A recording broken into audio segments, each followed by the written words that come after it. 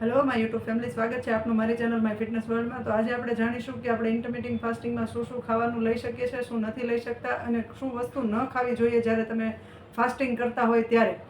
તો ઘણા બધા કેવું કરે છે કે ફાસ્ટિંગ દરમિયાન ફાસ્ટિંગ તો કમ્પ્લીટલી ટાઈમ ટુ ટાઈમ કરે છે, બધું વ્યવસ્થિત કરે છે. મેં નોટિસ કર્યું છે, હમણાં હું લાઈવ થઈ હતી તો ઘણા બધા મેં વાત કરી એટલે મને સમજાણું કે ઘણા બધા ફાસ્ટિંગ તો ટાઈમ ટુ ટાઈમ વ્યવસ્થિત કરે છે, પણ એનો બીજો પ્રોબ્લેમ એ પણ છે કે એ પછી જ્યારે ફાસ્ટિંગ ખોલે છે ત્યારે એ લોકોનું ખાવાનું શું ખાય છે, શું ન ખાવું જોઈએ એ બધું ધ્યાન નથી રાખતા. એના લીધે એમનું વજન ઘટતો નથી.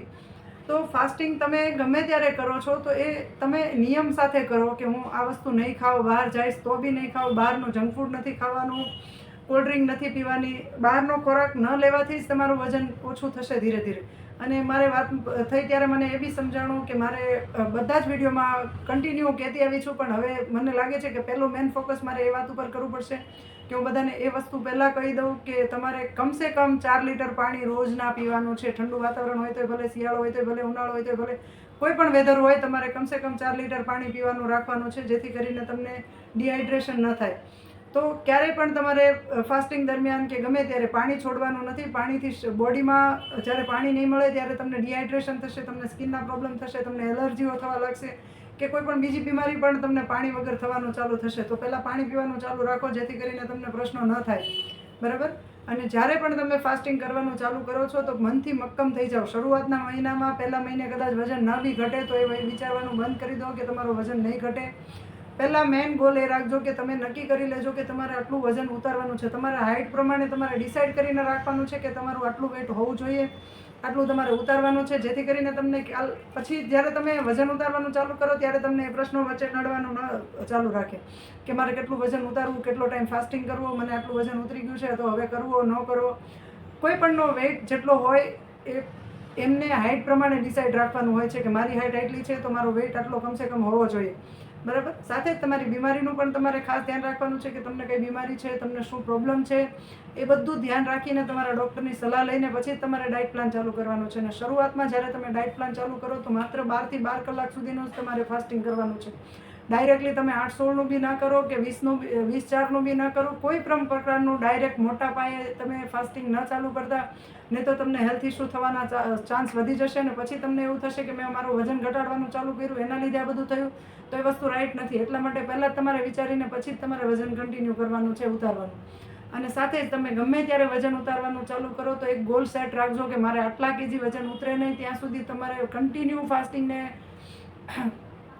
ચાલુ રાખવાનું છે, જેથી કરીને તમને પછી પાછળથી તમારું વજન ઉતારવાની જરૂર ના પડે. પછી તમારે ખાલી મેન્ટેન કરવાનો જ પ્રોબ્લેમ રહે.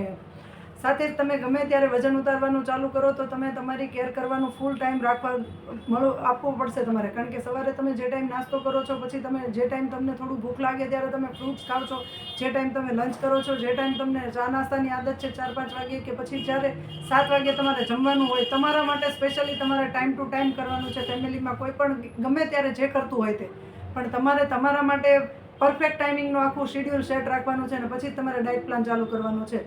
સાથે જ હવે આપણે એ જાણીશું કે શું ન ખાવું જોઈએ. જો બેકરીનો કોઈ પણ સામાન ક્યારેય પણ તમારે ફાસ્ટિંગના કલાક જ્યારે તમારે જમવાના ચાલુ હોય છે ત્યારે પણ તમારે બેકરીનો કોઈ સામાન નથી લેવાનું, કોલ્ડ ડ્રિંક નથી લેવાની. કારણ કે એ બધી વસ્તુ છે એટલી બધી ફેટી વસ્તુ છે કે તમારા બોડીમાં ઓટોમેટિક શુગર પેદા કરશે ને જ્યારે શુગર એડ થશે તમારી બોડીમાં ત્યારે તમારે જે વેઇટ તમે જર્ની ચાલુ કરી છે લૂઝ કરવાની એ ક્યારેય નહીં થાય. તો પહેલાં સમજી લેવાનું છે તમારે કે તમારે શું કરવું છે, કેવી રીતના કરવું છે, અને પછી જ તમે કન્ટિન્યુ કરજો એમ. જ્યાં સુધી તમારામાં હિંમત ન હોય ત્યાં સુધી ફાસ્ટિંગ કન્ટિન્યુ કરવાની કોઈ જરૂર નથી. કારણ કે તમે કોઈ પણ વસ્તુની શરૂઆત કરો તો એના માટે તમે પૂરી રીતે પ્રિપેરેશન તમારી કમ્પ્લીટ હોવી જોઈએ કે તમે એની માટે પૂરેપૂરી રીતે તૈયાર હોવા જોઈએ કે મારે આ કામ કરવું છે તો મારે લાસ્ટ સુધી હું કરીને જ રહીશ.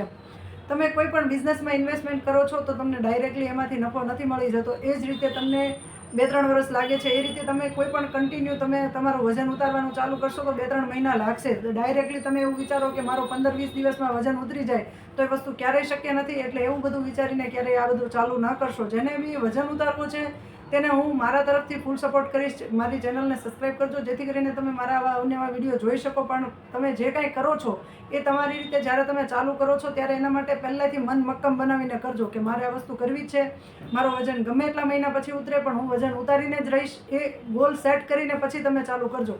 જો આમાં નથી તમારે પૈસાનું ઇન્વેસ્ટમેન્ટ કરવાનું, નથી તમારે કોઈ પણ જાતના સપ્લિમેન્ટ્સ કે દવાઓ લેવાની, પણ એની સામે તમારે તમારી કેર કરવાનું તો ટાઈમ કાઢવો જ પડશે. કારણ ટાઈમ સેટ કરતાં શીખો, ખાવાનું શું ખાવું એ જો ધ્યાન રાખો, હેલ્ધી ખોરાક લો, હેલ્ધી ફૂડ લો, હેલ્ધી ફ્રૂટ્સ ખાઓ, ભરપૂર માત્રામાં ફ્રૂટ્સ ખાઓ, પણ કમસે કમ તમારી એ બધી તૈયારી અગાઉથી તમે વિચારેલી હોવી જોઈએ. હવે આપણે જાણીશું કે સવારથી સાંજ સુધીમાં શું ખાવું, કેવી રીતે ખાવું, કેવા ટાઈમે ખાવું. હવે આપણે ખાલી 12 થી 12 કલાકનું અત્યારે શેડ્યુલ સેટ કરશું કે સવારે 8 વાગે આપણે ફાસ્ટિંગ ખોલ્યું છે તો સાંજે 8 વાગે આપણે ફાસ્ટિંગ ચાલુ થઈ જશે. રાતના તમે ફાસ્ટિંગ કરશો તો તમારો ટાઈમ સુવાની અંદર જતો રહેશે, તો જેથી કરીને તમારે ફાસ્ટિંગની કોઈ પણ જાતની ટેન્શન નહીં રહે, તમને ભૂખ નહીં એટલી બધી લાગે. કારણ કે રાતના ટાઈમે ઘણા બધાને સુવામાં ઘણો બધો ટાઈમ લેતા હોય છે, 8 થી 10 કલાક ઘણા બધા સૂતા હોય છે, ઘણા 6 થી 8 કલાક સૂતા હોય છે, પણ કમસે કમ એટલી કલાકો તમારી એમનામ નીકળી જશે. પછી જાગીને સવારે તમે લેડીઝ હોય તો નાસ્તો બનાવશો એટલી વાર લાગશે, ત્યાં સુધીમાં તો તમારો જમવાનો ટાઈમ ઓલરેડી થઈ જશે.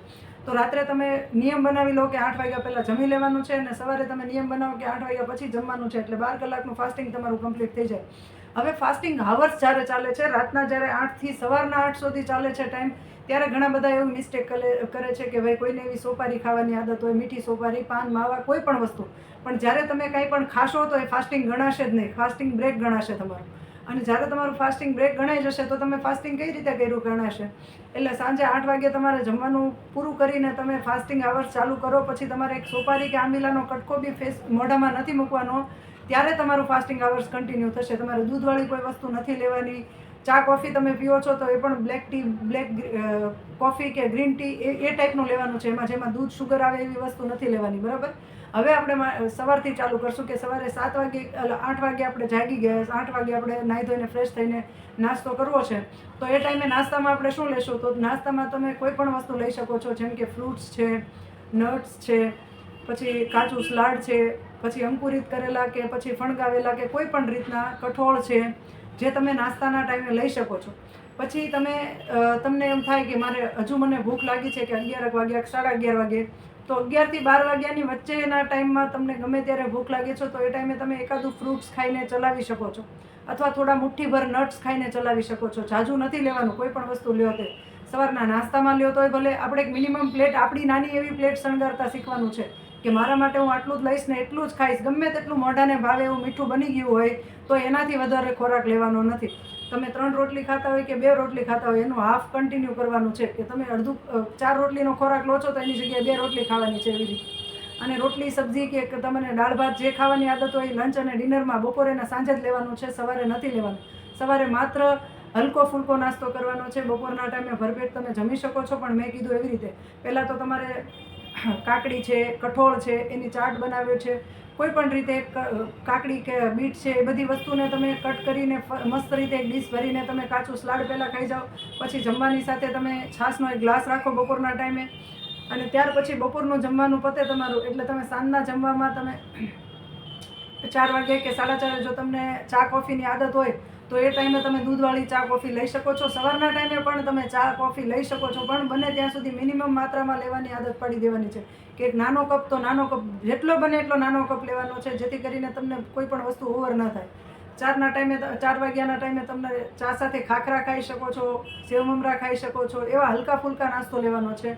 અથવા ચા કોફી ન પીવાની આદત હોય તે છતાંય તમને સ્નેકિંગની આદત હોય તો તમે મુઠ્ઠીભર નટ્સ લઈ શકો છો, અથવા એક જાતનું ફ્રૂટ્સ લઈ શકો છો. એ પણ મિનિમમ ક્વોન્ટિટીમાં લેવાનું છે કે તમારે એક નાનું બાઉલ તો એક નાનું બાઉલ જ લેવાનું છે, પછી ભરપેટ ખાઈ જાવી એટલું નથી લેવાનું. આ સવારના ટાઈમે તમે ફ્રૂટ, તમારો જેટલો વજન છે, જેમ કે મારો વજન છે 70 કિલો અત્યારે કે 75 કિલો, તો હું એની જગ્યાએ એમાં 1 ઝીરો એડ કરી વધારે અને એટલા ગ્રામ, એટલે કે 7.50 ને એની માથે એટલા ગ્રામ એડ કરીને હું ખાઈ શકું છું એમ. એટલે કે એ 500 ગ્રામ ઉપર 250 ગ્રામ બીજું ફ્રૂટ્સ ભેગું કરીને, એ પણ છાલ ફોતરા કાઢેલું ફ્રૂટ્સ ગણવાનું છે. એવું નથી કે તમે કોઈ પણ ફ્રૂટ ખાવ છો તો એના છાલ ફોતરાનો વજન કરવાનો છે, બરાબર. અને એ તમે સવારમાં બપોર સુધીમાં એટલું ફ્રૂટ્સ તમે મિનિમમ ખાઈ શકો છો, તો બી એ દવાના રૂપમાં જ અસર કરશે, તમને એનાથી ક્યારેય વજન વધશે નહીં. હવે જેમ તમે બપોરનું જમવાનું લીધું હતું એ જ રીતે સાંજનું જમવાનું લેવાનું છે. ડિનરમાં પણ તમારે પહેલાં તો કાચું સલાડ છે, કઠોળ છે, કોઈ પણ વસ્તુ પહેલાં ખાવાની છે, અને ત્યારબાદ તમારે જમવાનું લેવાનું છે. અને રાતના ટાઈમે જો તમે હલકું ફૂલકું જમવાનું લો તો વધારે સારું. ચણાનું પુડલું છે, જવારની નાની રોટલી છે, રોટલો બનાવો, એ ટાઈપનું જમવાનું લો તો વધારે સારું. જાર બાજરો ભેગો કરીને એનો રોટલો બનાવો, પણ બને ત્યાં સુધી ઘઉંની રોટલી ઓછી કરી નાખવાની છે. બને તો એક જ ટાઈમ ખાઓ, બને તો સાવ બંધ કરી દો. અને એવી રીતે તમે ઘઉં બંધ કરશો, ચાવલ બંધ કરશો તો એ પણ તમારું વજન ઉતારવામાં ફાયદાકારક થશે. તો તમે ક્યારેય પણ આ રીતનું ડાયટ પ્લાન આખું રેડી કરીને વજન ઉતારવાનું ચાલુ કરશો તો તમારું વજન ચોક્કસ ઉતરશે. અને જેને પણ કોઈ બીજી મદદની જરૂર હોય તો તમે મને કોમેન્ટ કરજો, જેથી કરીને હું તમને સમજાવી શકું કે તમારે કઈ રીતે ડાયટ પ્લાન કરવાનું છે, કઈ રીતે તમારે ડાયટ ફોલો કરવાની છે, કેટલું તમારું વેટ છે કે કેટલું તમારી હાઇટ છે એ મને લખીને મોકલજો, જેથી કરીને હું તમને જવાબ આપી શકું. બરાબર. અને હવે કાંઈ નવું જાણવું હોય તો તમે લોકો મને કોમેન્ટ કરજો, જેથી કરીને મને ખબર પડે કે મારે તમને શું જણાવવું. અને ઘણા બધાએ વજન ઉતાર્યો છે, એ લોકોના પણ કોમેન્ટ આવવા માંડ્યા છે હવે કે અમારો એટલો વજન ઉતરી ગયો છો. તો એ બધા માટે હું ખાસ દિલથી એ બધાને થેન્ક યુ કહું છું કે તમે લોકો મને વિડીયોમાં કોમેન્ટ કરજો, જેથી કરીને બીજા ઘણા બધાની હેલ્પ થઈ શકે. અને જેને પણ વજન ઘટાડવું હોય એમના માટે ખાસ કહું છું કે જો તમારે ન વજન હોય વધારે અને તમારા ફેમિલીમાં કોઈને વધારે વજન હોય તો એમને આ વિડીયો શેર કરજો, જેથી કરીને એમની થોડીક મદદ થાય, એમને મોટિવેશન મળે. અને જેને બી મારા તરફથી કોઈ મોટિવેશનની જરૂર હશે તો એમને ચોક્કસ સમજાવીશ પૂરેપૂરી વાત. તો આજ માટે બસ આટલું જ. Thank you.